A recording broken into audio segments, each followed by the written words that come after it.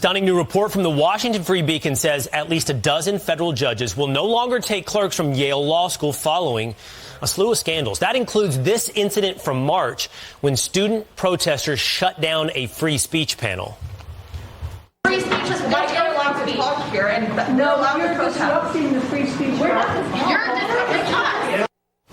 Alliance Defending Freedom CEO, President, and General Counsel Kristen Waggoner was one of those panelists who was shouted down, and she joins us now, along with Yale Law graduate and Strive Asset Management founder Vivek Ramaswamy. Great to have you both with me this morning. Kristen, you were there, so you see, one of the conversations I think we have to have is about a reputation and a culture that has been inculcated, created, fostered at Yale. And it seems to me here you have a dozen judges going, well, if that's the reputation, I'm going to change my hiring practices.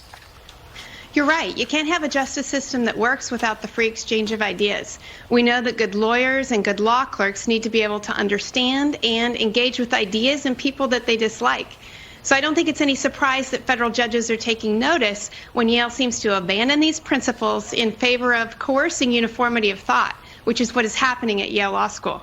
Yeah, and so, Vivek, the question becomes, like, who's responsible for what we just see right there on that video? Is it individual Yale students, maybe even a student group, or is it something that's larger? Is it a culture at Yale? And that's what Judge James Ho is saying. He said Yale not only tolerates the cancellation of views, it actively practices it. I will no longer hire law clerks from Yale Law School, and I hope that other judges will join me as well. Your thoughts? Yeah, so look, I think that this is a culture that includes Yale, but is not limited to Yale. I mean, right. I would say that Harvard and Stanford are equally bad in their own respects. But this is evidence of a broader culture of so-called diversity, capital D diversity, that actually penalizes actual diversity of thought. And one litmus test, I mean, we live in such a polarized time, well, one litmus test to use to see if you actually care about that principle is imagine the tables were turned. Suppose that it was actually conservative students objecting to a left-of-center speaker using similar tactics. There is little doubt that there would have been an outcry at Yale and across elite institutions that these students were inciting violence. And if you turn the tables, that would have been your answer. It still should have been your answer right now. And we need to take those political blinders off to say that this isn't a left-wing or a right-wing issue. This is an issue about the free exchange of ideas that liberals and conservatives alike should care equally about. So I'm inclined to agree with you, Vivek, that it's not a Yale particular issue, but I saw Kristen's face when you said that, and I saw you tilt your head. Kristen, you disagree? Well, I agree that there is a problem across many law schools, but Yale is particularly an issue. We not only see protests that are happening, but actual disruptions, physical intimidation. Being the person that was put in the back of that police car, I can tell you it was at a level that I haven't seen in the past. And Judge Ho was right to remind us that self-government is dependent on free speech and that we have to start showing up. Silence is contagious, but so is courage.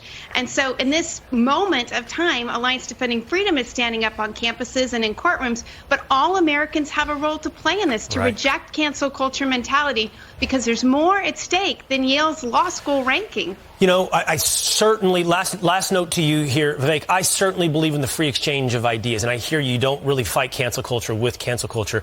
But isn't there something to be said about also supporting it? So in other words, like Americans out there decide, do I want to keep subscribing to Disney Plus or Netflix? Same thing with a potential employer. Do I want to keep supporting something that I don't support?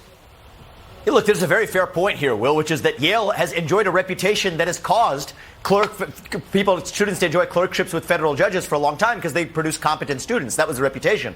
Now, if they're producing closed-minded students, the market response to that, I think, is a legitimate response and a legitimate start to the conversation. But, you know, at the end of the day, I don't want to be light on Yale in response to Kristen. I think that this starts with the president of the university. I think Yale needs a new president from the top.